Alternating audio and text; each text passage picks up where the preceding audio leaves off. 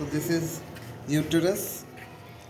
As per layman's common perception, as it is a child-bearing organ. एक आम आदमी सोचता है कि ये बहुत बड़ा होगा, बट ये लगभग तुम्हारे फिंगर के साइज का होता है. Only 3 inch, that is 7.5 centimetre. So it's a hollow muscular, hollow, you can see it is hollow inside, there is but thick muscular. The cavity is very narrow. It is a hollow muscular child bearing organ situated just above vagina. If this is the vaginal cavity,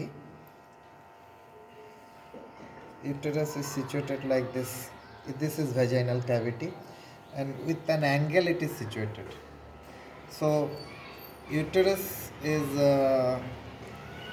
within itself, there is a angulation between cervix and body, that is 125 degree. And from vagina, if this is vaginal cavity, समझो ये vaginal cavity है, it is going from below, it is coming posteriorly upward, and uterus is again going anteriorly. It is anti-flexed. So this is vaginal cavity and this is uterus. So with vagina, cervix have a 90 degree angulation, that is anti-version, anti, not A-N-T-I, A-N-T-E, anterior version. And then with cervix, this rest of the part have 125 degree angulation. So total there are two things, anti-version and anti-flexed. Okay, that is the situation. Now, as I have already told you, it has got three parts: cervix, body and fundus. Now cervix again is divided into two parts, intravaginal part and extravaginal part. Some part is within vagina, as I have shown you. Some part is within vagina. So this is vaginal cavity, and some part is within vagina, and some part is outside vagina. So this part is intravaginal and this part is extravaginal. So this part is within pelvis and this part is within vagina. Okay. Now, dimension 7.5 centimeter. Among that, 5 centimeter is body and fundus, and 2.5 centimeter is cervix. 2.5 centimeter, that is 1 inch, and 5 centimeter, that is 2 inch. So total 3 inch. But in neonates, a newborn girl, she have longer cervix and narrow body. So in a neonat, cervix is to body is 2:1. In a neonat, cervix is to body is 2:1, because in a neonat it's a very small body, and within that it has to have a extravaginal part and intravaginal part. So that is why that part is longer, and fundus and body don't have any function. Its function will start from basically puberty. Okay. So gradually what happened, this part don't grow much faster, that this part grow in 4 times faster than cervix. 4 times faster, that is why 2:1 becomes 1:2. Okay. That is 4 times growth. Now coming to the relation, as I have already told you, this part is intravaginal, so it is related with the vagina, and within vagina, vagina have got two lip, एक बाहर का, that is labia majora, and अंदर का labia minora. Labia majora और labia minora के बीच में, if it is labia majora and if it is labia minora, within that, यहाँ पे upper aspect में there is urethral orifice. So here there will be urethral orifice, and here there will be an anterior vaginal wall, and here there will be posterior vaginal wall, and here there will be urethral orifice. Now, in this part, here there is urinary bladder. Anteriorly there is urinary bladder, and in front of urinary bladder there is symphysis pubis and retropubic pad of fat. Between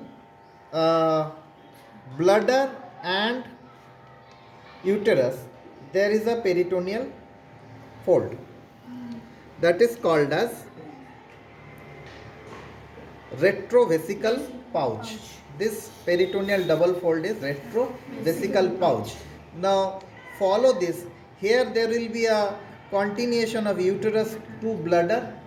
That fold is called as that fold. Here you can see this peritoneal fold. Here it is continuous to bladder. After that there will be retrovesical pouch. But this peritoneal fold is called as uterovesical ligament, anterior uterovesical ligament. Similarly, posteriorly there is also a fold, a peritoneal fold between rectum and uterus. So this sac is called as pouch of Douglas or retrouterine pouch. But here there will be a continuation of the peritoneum which is going towards rectum. That will be called as retrouterine fold. So this is retrovesical fold and this is retrouterine fold. These are false ligament. Retrouterine fold and retrovesical and uterovesical fold. Anteriorly uterovesical fold and posteriorly retrouterine fold. These are peritoneal fold covering the uterus. This is shiny, so covering the uterus and going towards bladder, covering the uterus and going towards rectum. So that continuation here is a peritoneal fold, that is called as uterovesical fold and retrouterine fold, anterior and posterior peritoneal fold. Similarly, laterally there will be folds, and here there is a fallopian tube which has been cut off. Here there is fallopian tube like this. Fallopian tube has been cut off. So that peritoneum covers this and form a ligament that is called as broad ligament, something like this. There will be a double fold covering the both sides, covering the tube, that is called as broad ligament. Here there will be a broad ligament and here there will be a broad ligament. So this is also peritoneal fold. Now coming to the real ligament. Real ligaments are one ligament from pubis in encircling this uterus like this. This is called as pubocervical ligament. Pubocervical ligament. And one ligament coming from sacrum and holding like this, that is sacro-uterine ligament. So what is the difference between peritoneal fold and ligament? Ligament is encircling, and due to that encircling the fold is happening. It may be anteverted or retroverted as per the pull of pubocervical ligament or retrouterine ligament. So it is for sacro-uterine ligament. It is coming from sacrum, sacro-uterine ligament holding from this, and there will be a pull at this point, that is round ligament which have been cut off. Here there was round ligament. So round ligament pulling anteriorly, then there is pubocervical ligament pulling like this and round ligament pulling like this. Both are pulling anteriorly, but sacro-uterine ligament pulling posteriorly. So that is why the bend is formed. This antiflex is formed. Now you have this ligament all along forms the lateral aspect, this ligament is called as McEnroe's ligament, which has been cut off. This ligament is called as McEnroe's ligament. So these are true ligament. What are the true ligament? Pubo-cervical ligament, sacro-uterine ligament, round ligament, then McEnroe's ligament. These are all true ligament. All these are sealing factor to hold uterus in its position. Sealing factor.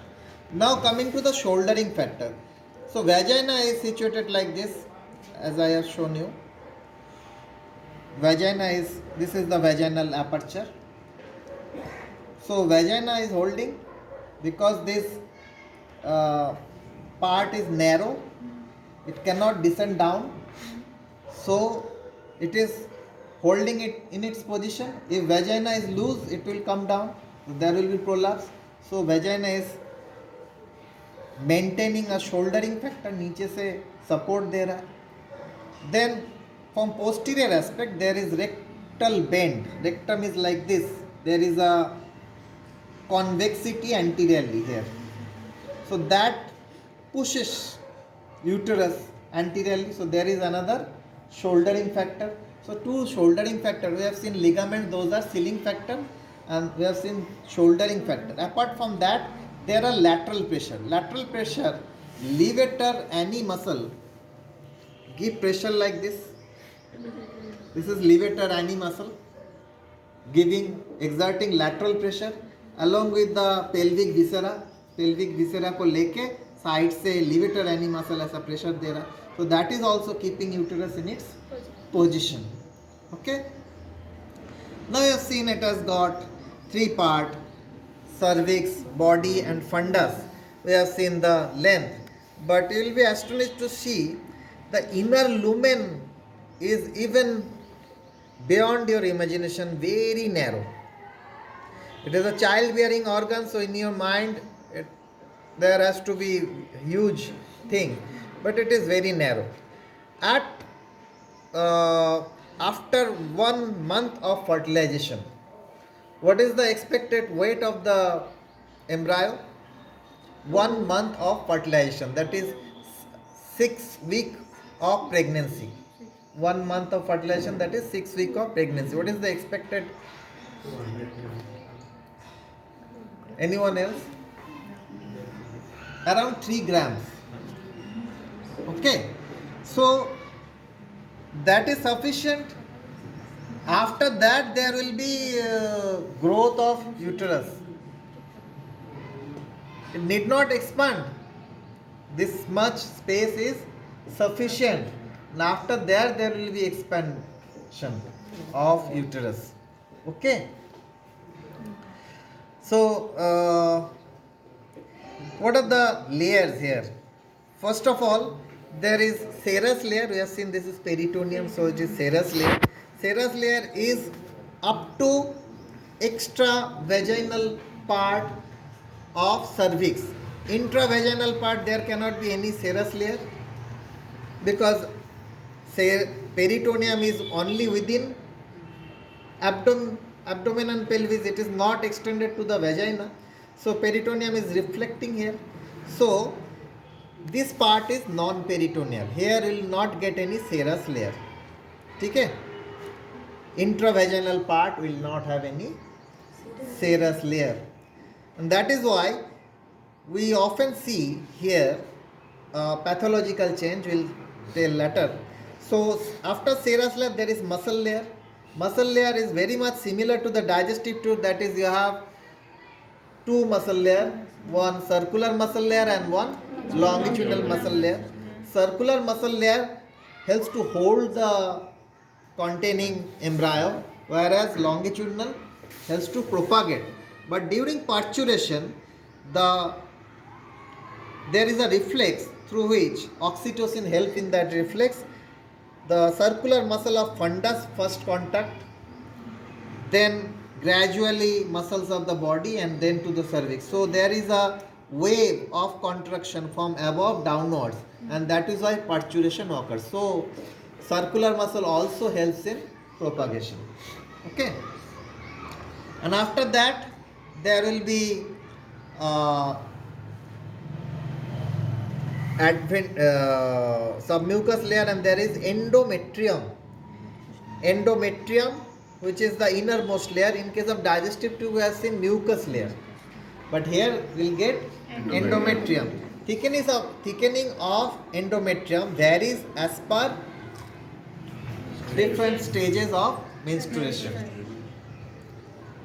Day 1 to day 4, 5, thickening will reduce, and then day 5 to day 28, thickening will increase up to the maximum, and after withdrawal of progesterone, it will again slap out. Okay. Now, this is called as os cervix. This opening is called as os cervix. It is within the intravaginal part, os cervix.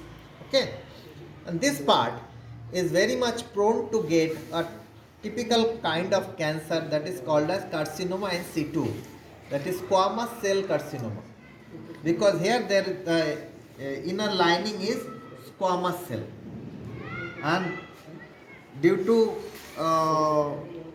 some changes in the pH and friction, there may be squamous cell carcinoma, that is carcinoma in situ बोला जाता है. In that case, we may have to do partial hysterectomy. Here also we have done partial hysterectomy. We have kept the other part, that is fallopian tube and ovary have been kept. This is uterus of a nulliparous woman, you may say virgin girl, where we can see lumen is very narrow. In a multiparous woman, this cervix and lumen, here you can see this so much narrow, you cannot even getting the aperture. Okay, so in a multiparous woman, this lumen may be slightly broad. Okay, so this is uterus for you.